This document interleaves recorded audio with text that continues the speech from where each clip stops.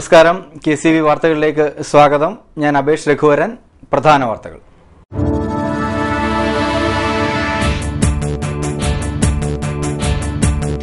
Government കരാറുകാരനെ കരാർ നൽകാനെന്ന പേരിൽ വിളിച്ചു വരുത്തി മർദ്ദിച്ചതായി പരാതി. കാവാലം കുന്നുമ്മ സ്വദേശി ജോഷിമോനാണ് പോലീസ് ഉദ്യോഗസ്ഥർ ഉൾപ്പെട്ട സംഘം മർദ്ദിച്ചെന്ന് പരാതിപ്പെട്ടത്.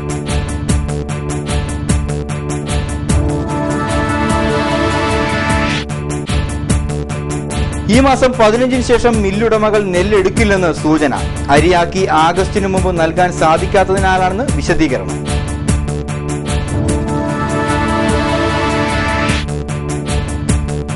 കുട്ടനാട്ടിൽ നാട്ടുതോടുകളും പുഴകളും വ്യാപകമായി കയ്യേറുന്നു.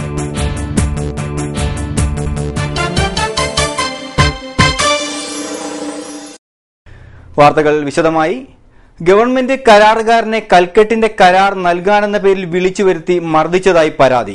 കാവാലം കുന്നുമ്മ എണ്ണൂറിൽ ചിറ വീട്ടിൽ ജോഷിമോനാണ് മർദ്ദനമേറ്റത്. പുളിങ്കുന്ന് സർക്കിൾ ഓഫീസിലെ ഒരു പോലീസ് ഉദ്യോഗസ്ഥന്റെ നേതൃത്വത്തിൽ 6 അംഗ സംഘമാണ് തന്നെ ആക്രമിച്ചതെന്ന് ജോഷി പറയുന്നത്. ശനിയാഴ്ച ഉച്ചയ്ക്ക് 12 മണിയോടുകൂടിയായിരുന്നു സംഭവം. AC റോഡിൽ പണ്ടാരക്കുളം ജംഗ്ഷന് തെക്കുവശം കരാർ നൽകാനെന്ന പേരിൽ ഫോൺ ചെയ്ത് വിളിച്ചു വരുത്തിയായിരുന്നു മർദ്ദനം. കമ്പിവടിയും മറ്റ് മാരകായുധങ്ങളും ഉപയോഗിച്ചാണ് മർദ്ദിച്ചതെന്ന് ജോഷി പറഞ്ഞു. പോലീസ് ഉദ്യോഗസ്ഥൻ ഉൾപ്പെട്ട കേസായതിനാൽ തനിക്ക് നീതി കിട്ടണമെങ്കിൽ ഉന്നത പോലീസ് ഉദ്യോഗസ്ഥർ ഇടപെടണമെന്നും ജോഷി പറയുന്നു. പണ്ടാരക്കുളം ജംഗ്ഷന് തെക്കോട്ട് മാറി 2 കിലോമീറ്റർ മാറിയുള്ള ഭാഗത്ത് വെച്ച് പുളങ്കുന്ന് പോലീസ് സ്റ്റേഷനിലെ പോലീസ് സർക്കിൾ ഓഫീസിലെ പോലീസുകാരൻ പ്രേംജിത്ത് എന്ന് പറയുന്ന ആളും കണ്ടാലറിയാവുന്ന 6 പേരും കൂടി എന്നെ മർദ്ദിച്ച് അവശനാക്കുകയും കമ്പിവടി തുടങ്ങിയ മാരകായുധം ഉപയോഗിച്ച് അടിച്ച് കാലിന് നീരും വേദനയും ഉണ്ടാകത്തക്ക രീതിയിൽ എന്നെ മർദ്ദിച്ച് അവശനാക്കി. എൻ്റെ ഈ ഭാഗത്ത് നോക്കിയാൽ കാണാം, പടലിക്ക് കുത്തിപ്പിടിക്കുക അടിച്ചതിൻ്റെ പാടുകളാണ്. കാലിന് വേദന, ഇവിടെ ചുണ്ട് രണ്ടും മുറിഞ്ഞിരിക്കുന്നു, ഇവിടെ ഇടിച്ച പാടുകളാണ്. ഈ കേസുമായി ബന്ധപ്പെട്ട് ഞാൻ 7 പ്രതികളുടെ വിവരമാണ് നെടുമുടി പോലീസിനോട് അറിയിച്ചത്. എന്നാൽ അവർ 4 പേരുടെ പേരിൽ മാത്രമേ കേസ് ചാർജ് ചെയ്തിട്ടുള്ളതായിട്ടാണ് അറിയാൻ സാധിക്കുന്നത്. അതിനകത്ത് 1-ാം പ്രതി ഈ പോലീസുകാരൻ, സർക്കിൾ ഓഫീസിലെ പോലീസുകാരൻ പ്രേംജിത്താണ്. ബാക്കിയുള്ള ആൾക്കാരെ വ്യക്തമായി എനിക്ക് കണ്ടാൽ അറിയാവുന്നവരാണ്. മർദ്ദനത്തെ തുടർന്ന് പുളുങ്ങുന്ന് താലൂക്ക് ആശുപത്രിയിൽ ചികിത്സ തേടി. നെടുമുടി പോലീസ് കേസ് രജിസ്റ്റർ ചെയ്ത് അന്വേഷണം ആരംഭിച്ചിട്ടുണ്ട്. ഈ മാസം 15-ന് ശേഷം സപ്ലൈകോയ്ക്ക് വേണ്ടി നെല്ലെടുക്കില്ലെന്ന് സൂചന. കേന്ദ്ര സർക്കാർ മാനദണ്ഡമനുസരിച്ച് നെല്ല് സംഭരണം പൂർത്തിയാക്കി ആഗസ്റ്റിന് മുമ്പ് വിതരണം ചെയ്യണം. മെയ് 15-ന് ശേഷം നെല്ലെടുത്താൽ മില്ലുകാർക്ക് അരിയാക്കി ആഗസ്റ്റിന് മുമ്പ് സിവിൽ സപ്ലൈസിന് തിരികെ നൽകാനാവില്ല. ഈ സാഹചര്യത്തിൽ മെയ് 15-ന് ശേഷം നെല്ലെടുക്കാതായാൽ അത് വിവാദമാകും. കുട്ടനാട്ടിൽ മാത്രം 800 മെട്രിക് ടൺ നെല്ല് സംഭരിക്കാനുണ്ടെന്നാണ് കണക്ക്. കുട്ടനാട്ടിലെ പ്രത്യേക സാഹചര്യങ്ങൾ കേന്ദ്ര സർക്കാരിനെ ബോധ്യപ്പെടുത്തിയാൽ പ്രശ്നപരിഹാരമുണ്ടായേക്കും. എന്നാൽ സപ്ലൈകോയുടെ ഭാഗത്തു നിന്നോ കേന്ദ്ര സർക്കാരിൽ സ്വാധീനമുള്ള മന്ത്രിമാരിൽ നിന്നോ അങ്ങനെയൊരു നീക്കം ഉണ്ടാവാത്തത് നിരാശാജനകമാണ്. കഴിഞ്ഞ ദിവസം കേന്ദ്ര സർക്കാർ നെല്ല് സംഭരിച്ചതിന്റെ വിഹിതം നൽകിയിരുന്നു. എന്നാൽ സംസ്ഥാന വിഹിതം ലഭിക്കാത്തതിനാൽ കർഷകരുടെ കുടിശ്ശിക തീർത്തു കൊടുക്കാനായിട്ടില്ല. സംസ്ഥാന സർക്കാർ നേരിടുന്ന സാമ്പത്തിക പ്രതിസന്ധിയാണ് ഇതിന് കാരണം. പെരുമാറ്റച്ചട്ടമുള്ളതിനാൽ കേന്ദ്ര ഫണ്ട് ലഭിക്കാത്തതിനാലാണ് സംഭരിച്ച നെല്ലിന്റെ വില നൽകാത്തതെന്ന സർക്കാരിന്റെ വാദം പൊളിഞ്ഞു. നെൽകർഷകർക്ക് ഉടൻ പണം ലഭിക്കുമെന്ന് മുഖ്യമന്ത്രി ഉമ്മൻചാണ്ടി തെരഞ്ഞെടുപ്പിന് മുമ്പ് പറഞ്ഞിരുന്നു. തെരഞ്ഞെടുപ്പിന് ശേഷം കർഷകരുടെയും സംഘടനകളുടെയും മുറവിളി ഉയർന്നപ്പോൾ തെരഞ്ഞെടുപ്പ് പെരുമാറ്റച്ചട്ടം നിലനിൽക്കുന്നതിനാൽ കേന്ദ്ര ഫണ്ട് ലഭിക്കില്ലെന്നതാണ് മുഖ്യമന്ത്രിയുടെ വാദം. News desk KCV. കുട്ടനാട്ടിൽ നാട്ടുതോടുകളും പുഴകളും കയ്യേറുന്നത് വ്യാപകമാകുന്നു.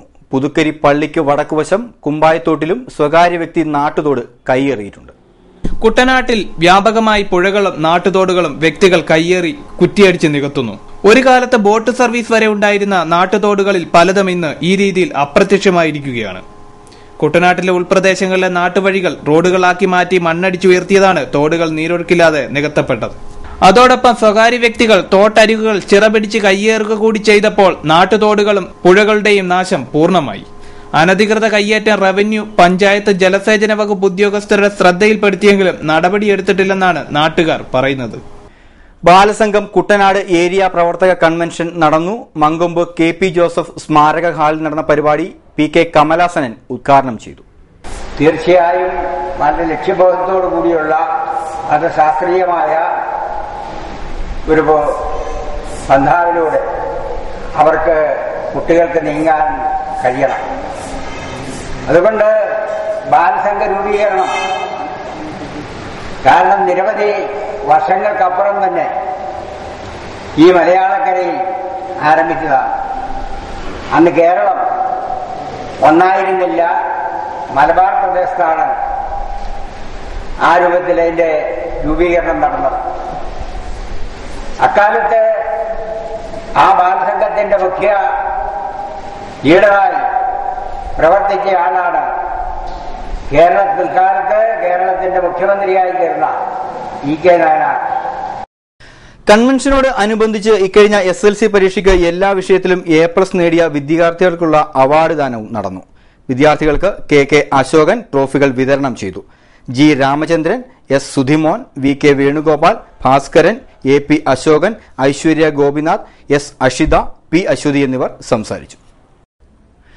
ജപ്തി നടപടികൾ നിർത്തിവെക്കണമെന്നാവശ്യപ്പെട്ട് ഇന്ത്യൻ നേഴ്സസ് പേരന്റ്സ് അസോസിയേഷന്റെ ആഭിമുഖ്യത്തിൽ ഈ മാസം 20-ന് ആലപ്പുഴ ലീഡ് ബാങ്ക് ഓഫീസിലേക്ക് നടത്തുന്ന മാർച്ചിന്റെ മുന്നോടിയായി INPA കാവാലം മേഖലാ കൺവെൻഷൻ നടന്നു. കാവാലം സൂര്യ ക്ലബ് ഓഡിറ്റോറിയത്തിൽ നടന്ന കൺവെൻഷൻ ജില്ലാ സെക്രട്ടറി KJ ഷീല ഉദ്ഘാടനം ചെയ്തു. ഇനിയൊരു ഇടവേള. KCV വാർത്തകൾ നിങ്ങൾക്കായി അവതരിപ്പിച്ചത്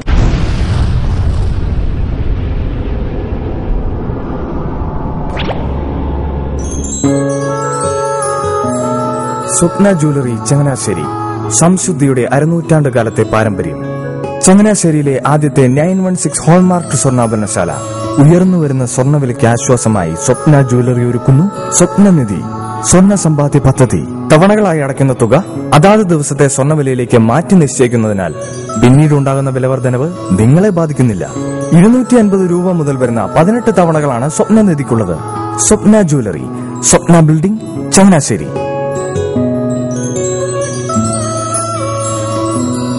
എന്റെ മോഹനേട്ടാ, എളുപ്പ വഴികളും കുറുക്കു വഴികളും നോക്കി പോകുമ്പോഴാ നമ്മളെ ആരെങ്കിലും പറ്റിക്കണത്. എന്നെ ഇന്നവരാരെങ്കിലും പറ്റിച്ചിട്ടുണ്ടോ? കാരണം എന്താ? എനിക്ക് ബുദ്ധിയുണ്ട്. അനു തിരക്കിലായിരിക്കുമല്ലേ? അതെ. അനുവിനെ കഴിഞ്ഞ ആഴ്ച ആലപ്പുഴയിലെ മുല്ലയ്ക്കൽ പ്രിൻസ് ജുവലറിയിൽ നിൽക്കുന്നത് കണ്ടിരുന്നല്ലോ. അതെ, ഞാൻ അവിടെ നിന്നാണ് സ്വർണ്ണാഭരണങ്ങൾ വാങ്ങാറുള്ളത്. അതെന്താ, മറ്റൊരുപാട് ജുവലറികൾ അവിടെ ഉണ്ടല്ലോ. പിന്നെന്താ മുല്ലയ്ക്കൽ പ്രിൻസ് ജുവലറിയിൽ നിന്ന് തന്നെ സ്വർണ്ണാഭരണങ്ങൾ വാങ്ങുന്നത്? അതെല്ലാവർക്കും അറിയാവുന്ന കാര്യമല്ലേ. ഗുണമേന്മയിലും വിശ്വസ്തതയിലും 2 പതിറ്റാണ്ടിന്റെ പാരമ്പര്യമുള്ള മുല്ലയ്ക്കൽ പ്രിൻസ് ജുവലറിയിലെ ഏറ്റവും ചെറിയ ആഭരണങ്ങളിൽ പോലും 916 BIS ഹോൾമാർക്ക് മുദ്ര ഉറപ്പുവരുത്തുന്നു. ആരുടെയും സങ്കല്പത്തിന് അനുയോജ്യമായ വ്യത്യസ്തതരം ഡിസൈൻസ്. അങ്ങനെയാവുമ്പോൾ പണിക്കൂലി കൂടുതലായിരിക്കും അല്ലേ? ഏറ്റവും കുറഞ്ഞ പണിക്കൂലി. മാത്രമല്ല 916 BIS ഹോൾമാർക്കഡ് സ്വർണ്ണാഭരണങ്ങൾ മാറ്റി വാങ്ങുമ്പോൾ വിലയിലോ തൂക്കത്തിലോ കുറവ് വരുന്നില്ല. അപ്പോൾ ശരിക്കും ഹീറോ മുല്ലയ്ക്കൽ പ്രിൻസ് ജുവലറിയാണല്ലേ?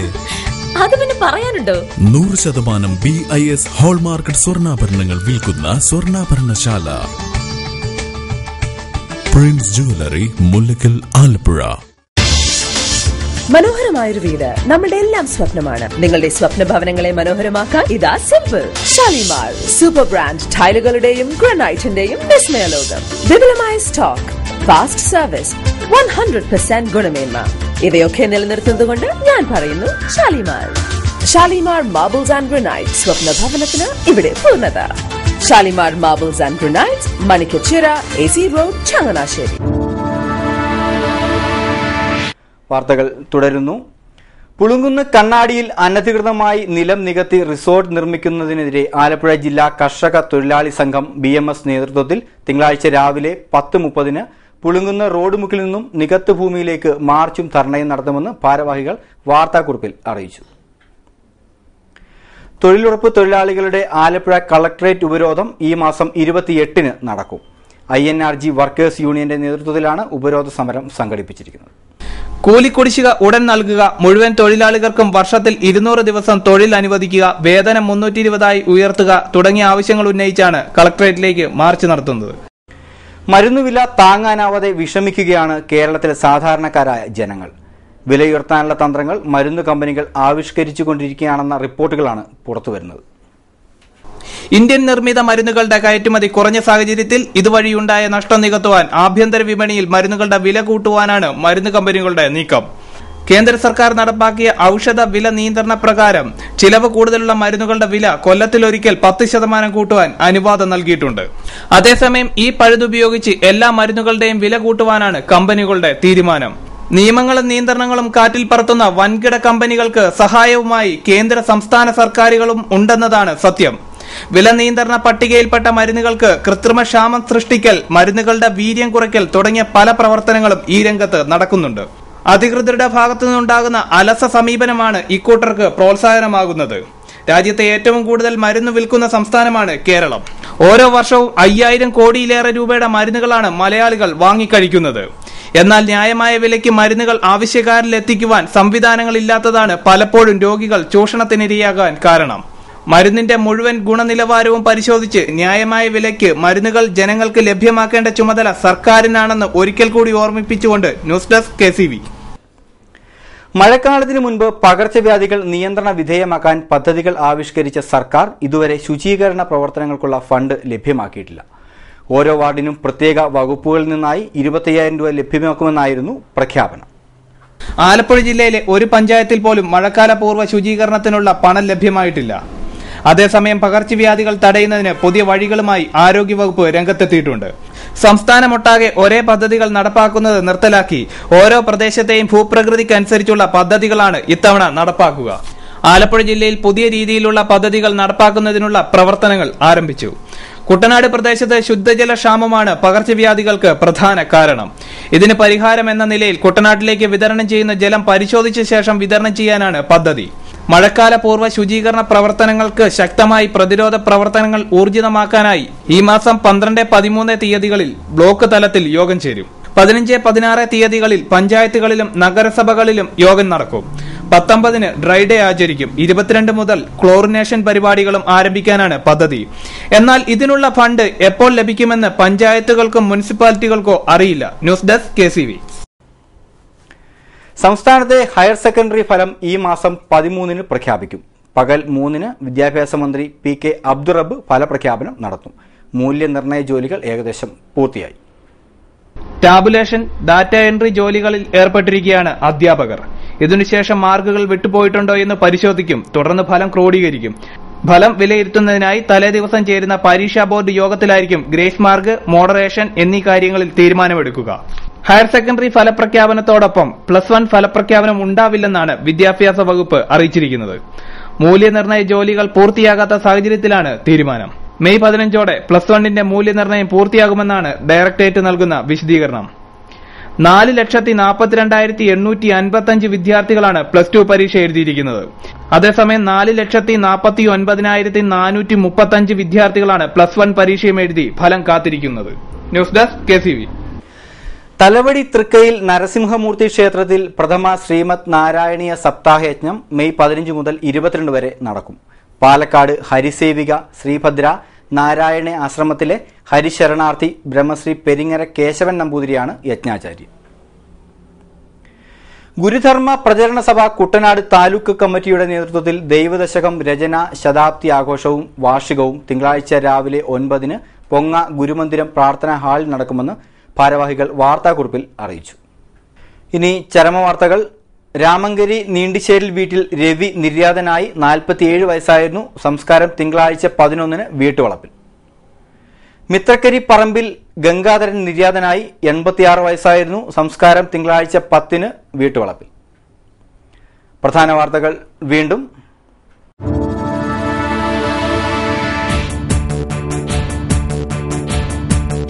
ഗവൺമെന്റ് കരാറുകാരനെ കരാർ നൽകാനെന്ന പേരിൽ വിളിച്ചു വരുത്തി മർദ്ദിച്ചതായി പരാതി. കാവാലം കുന്നുമ്മ സ്വദേശി ജോഷിമോനാണ് പോലീസ് ഉദ്യോഗസ്ഥർ ഉൾപ്പെട്ട സംഘം മർദ്ദിച്ചെന്ന് പരാതിപ്പെട്ടത്.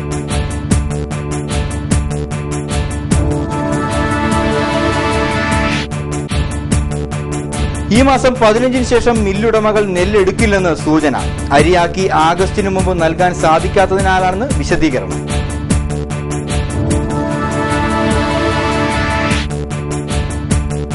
കുട്ടനാട്ടിൽ നാട്ടുതോടുകളും പുഴകളും വ്യാപകമായി കയ്യേറുന്നു.